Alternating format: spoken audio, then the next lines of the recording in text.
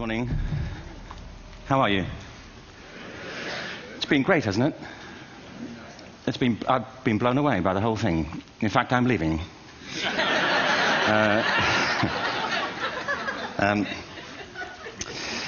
There have been three themes, haven't there, running through the conference, which are relevant to what I want to talk about. One is the extraordinary evidence of human creativity in all of the presentations that we've had and in all the people here. Just the variety of it and the range of it. The second is that it's put us in a place where we have no idea what's going to happen in terms of the future. No idea how this may play out. I have an interest in education. Actually, what I find is everybody has an interest in education. Don't you? I find this very interesting. If you're at a dinner party and you say you work in education, actually, you're not often at dinner parties, frankly. If you work in education, you're not asked, you know,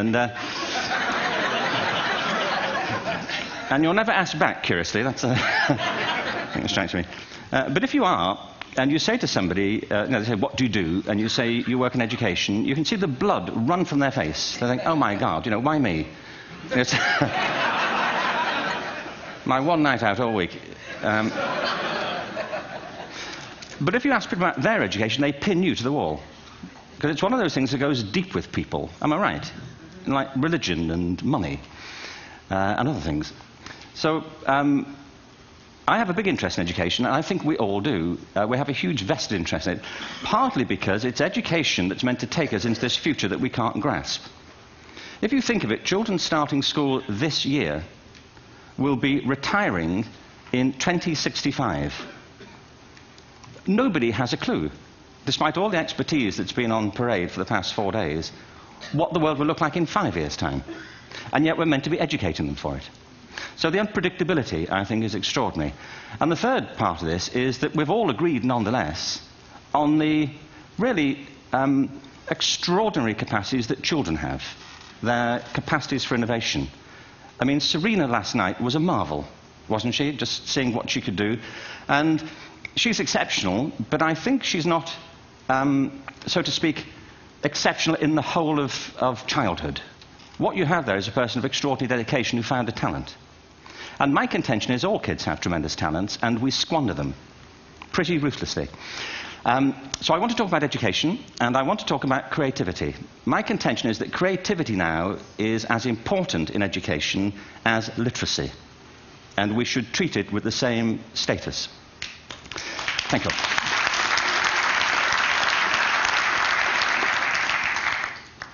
That was it, by the way. Thank you very much. So, 15 minutes left. Well, I was born... No, I had a great story recently, I love telling it, of a little girl who was in a drawing lesson. She was 6, and she was at the back drawing, and the teacher said this little girl hardly ever paid attention. And in this drawing lesson, she did. And the teacher was fascinated. She went over to her and she said, what are you drawing? And the girl said, I'm drawing a picture of God.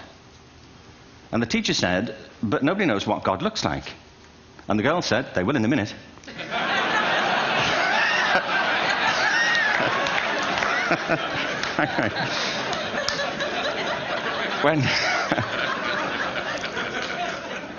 When my son was 4 in England, actually he was 4 everywhere, to be honest. I mean, if we're being strict about it, wherever he went, he was 4 that year. But he was in the Nativity play. Do you remember the story? No, it was big. It was a big story. Mel Gibson did the sequel. You may have seen it. I don't know. It was Nativity 2. But James got the part of Joseph, which we were thrilled about. We consider this to be one of the lead parts. We had the place crammed full of agents and T-shirts, you know. James Robinson is Joseph. He didn't have to speak, but do you know the bit where the 3 kings come in? They come in bearing gifts, and they bring gold, frankincense, and myrrh. This really happened. We're sitting there, and they, I think, just went out of sequence. Because we talked to the little boy afterwards and said, you know, are you okay with that? And they said, yeah, why was that wrong? They just switched. I think that was it. Anyway, the 3 boys came in, little 4-year-olds with tea towels on their heads, and they put these boxes down. The first boy said, I bring you gold. And the second boy said, I bring you myrrh. And the third boy said, Frank sent this.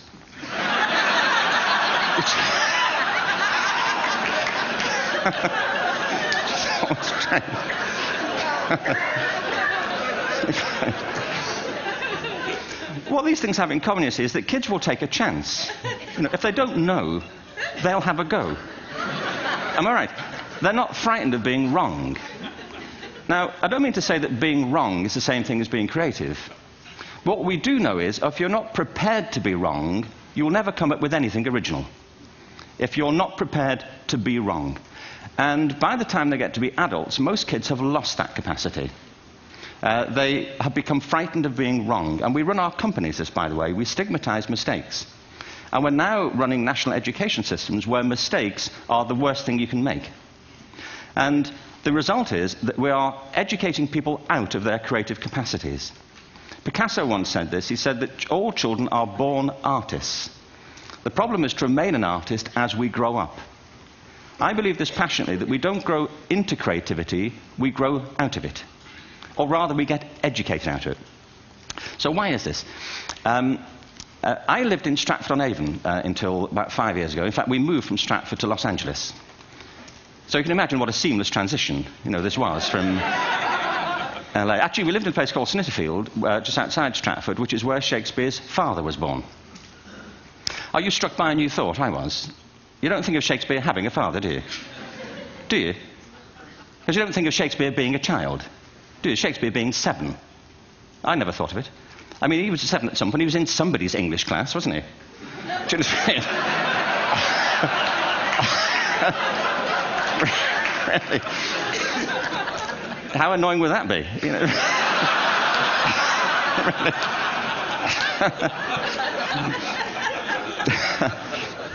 Must try harder. Being sent to bed by his dad, to Shakespeare, go to bed now, you know, to William Shakespeare, you know, and put the pencil down, you know, and stop speaking like that. You know, it's confusing everybody.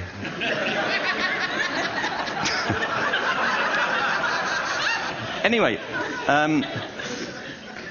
we moved from Stratford to Los Angeles, and I just want to say a word about the transition. Actually, my son didn't want to come. I've got 2 kids. He's 21 now, and my daughter's 16. He didn't want to come to Los Angeles. He loved it, but he had a girlfriend in England. This was the love of his life, Sarah. He'd known her for a month.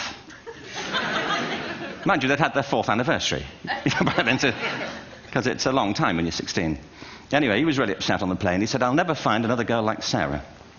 And we were rather pleased about that, frankly, because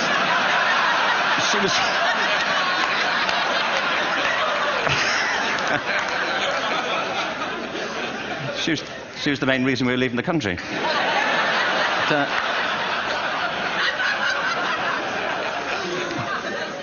But something strikes you when you move to America and when you travel around the world. Every education system on Earth has the same hierarchy of subjects. Everyone, doesn't matter where you go. You think it would be otherwise, but it isn't. At the top are mathematics and languages, then the humanities, and at the bottom are the arts, everywhere on Earth.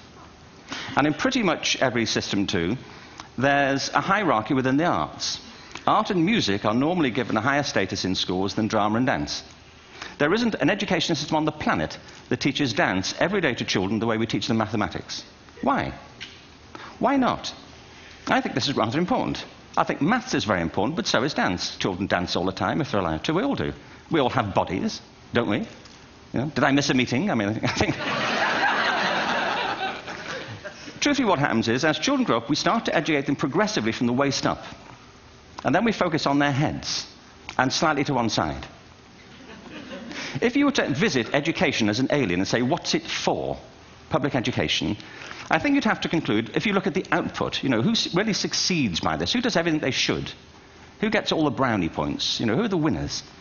I think you'd have to conclude the whole purpose of public education throughout the world is to produce university professors.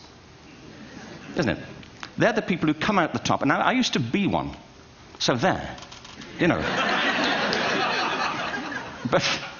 And I like university professors, but, you know, we shouldn't hold them up as the high watermark of all human achievement. They're just a form of life. You know, another form of life. But they're rather curious, and I say this out of affection for them. There's something curious about professors. In my experience, not all of them, but typically, they live in their heads. They live up there, and slightly to one side. They're disembodied, in a kind of literal way. They look upon their body as a form of transport for their heads. It's... Don't they? It's a way of getting their head to meetings.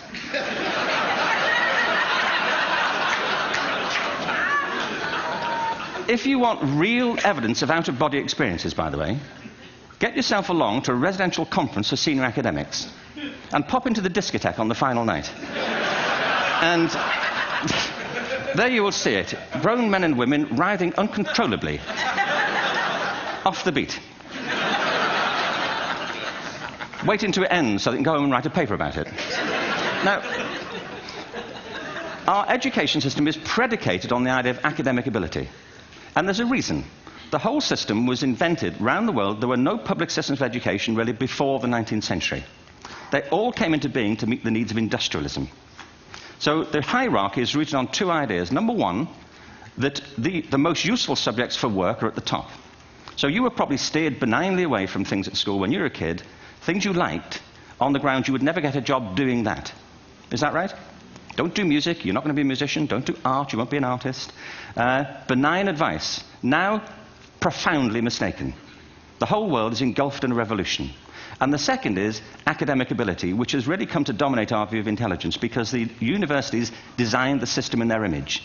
If you think of it, the whole system of public education around the world is a protracted process of university entrance. And the consequence is that many highly talented, brilliant, creative people think they're not, because the thing they were good at school wasn't valued or was actually stigmatized. And I think we can't afford to go on that way. In the next 30 years, according to UNESCO, more people worldwide will be graduating through education than since the beginning of history. More people. And it's the combination of all the things we've talked about, technology and its transformational effect on work, and demography and the huge explosion in population. Suddenly, degrees aren't worth anything. Isn't that true? When I was a student, if you had a degree, you had a job. If you didn't have a job, it's because you didn't want one.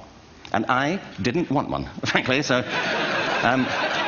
but now, kids with degrees are often heading home to carry on playing video games. Because you need an MA, where the previous job required a BA, and now you need a PhD for the other. It's a process of academic inflation. And it indicates the whole structure of education is shifting beneath our feet. We need to radically rethink our view of intelligence. We know three things about intelligence. One, it's diverse. We think about the world in all the ways that we experience it. We think visually, we think in sound, we think kinesthetically, we think in abstract terms, we think in movement. Secondly, intelligence is dynamic. If you look at the interactions of a human brain, as we heard yesterday from a number of presentations, intelligence is wonderfully interactive. The brain isn't divided into compartments. In fact, creativity, which I define as the process of having original ideas that have value, more often than not, comes about through the interaction of different disciplinary ways of seeing things. The brain is intentionally... By the way, there's a shaft of nerves that joins the two halves of the brain called the corpus callosum. It's thicker in women. Following on from Helen yesterday, I think this is probably why women are better at multitasking. Because you are. Aren't you? There's a raft of research, but I know it from my personal life. If my wife is cooking a meal at home, which is not often, thankfully, but, if she's doing... she's good at some things. But if she's cooking, she's dealing with people on the phone, she's talking to the kids, she's painting the ceiling, she's doing open heart surgery over here. If I'm cooking, the door is shut, the kids are out, the phone's on the hook. If she comes in, I get annoyed. I say, Terry, please, I'm trying to fry an egg in here.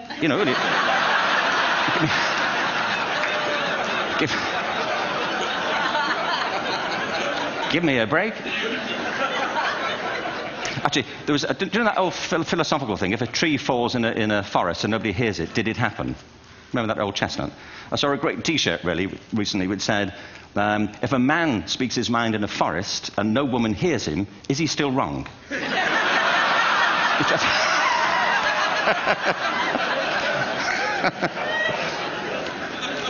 And the third thing about intelligence is it's distinct. I'm doing a new book at the moment called Epiphany, which is based on a series of interviews with people about how they discovered their talent. I'm fascinated by how people got to be there. It's really prompted by a conversation I had with a wonderful woman who most people have never heard of. She's called Gillian Lynne. Have you heard of her? Some have. She's a choreographer, and everybody knows her work. She did Cats. and Phantom of the Opera. She's wonderful. I used to be on the board of the Royal Ballet in England, as you can see. And anyway, Gillian and I had lunch one day. I said, how'd you get to be a dancer? And she said it was interesting. When she was at school, she was really hopeless. And the school in the 30s wrote to her parents and said, we think Gillian has a learning disorder. She couldn't concentrate. She was fidgeting. I think now they'd say she had ADHD. Wouldn't you? But this was the 1930s, and ADHD hadn't been invented, at this point. So it wasn't an available condition. People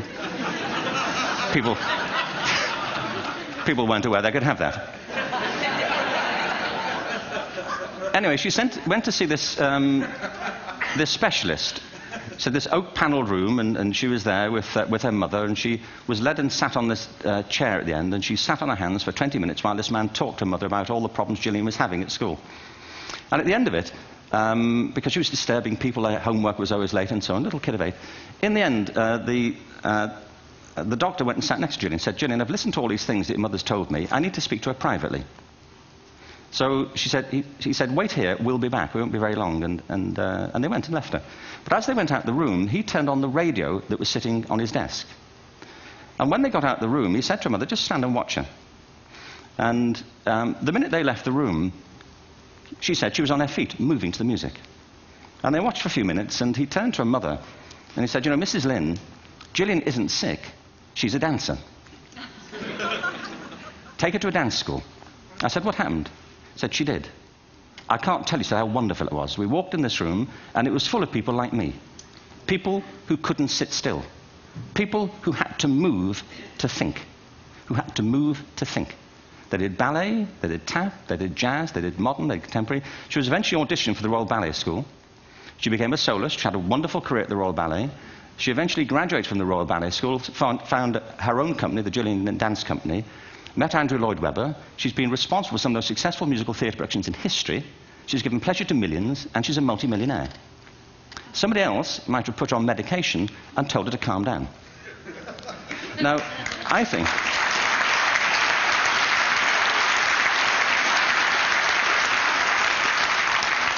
What I think it comes to is this. Al Gore spoke the other night about ecology and the revolution that was triggered by Rachel Carson. I believe our only hope for the future is to adopt a new conception of human ecology, one in which we start to reconstitute our conception of the richness of human capacity. Our education system has mined our minds in the way that we strip mine the earth for a particular commodity, and for the future it won't serve us. We have to rethink the fundamental principles on which we're educating our children. There was a wonderful quote by Jonas Salk, who said, if all the insects were to disappear from the earth, within 50 years, all life on earth would end. If all human beings disappeared from the earth, within 50 years, all forms of life would flourish. And he's right. What TED celebrates is the gift of the human imagination. We have to be careful now that we use this gift wisely and that we avert some of the scenarios that we've talked about. And the only way we'll do it is by seeing our creative capacities for the richness they are and seeing our children for the hope that they are. And our task is to educate their whole being so they can face this future. By the way, we may not see this future, but they will. And our job is to help them make something of it. Thank you very much. Bravo. Here.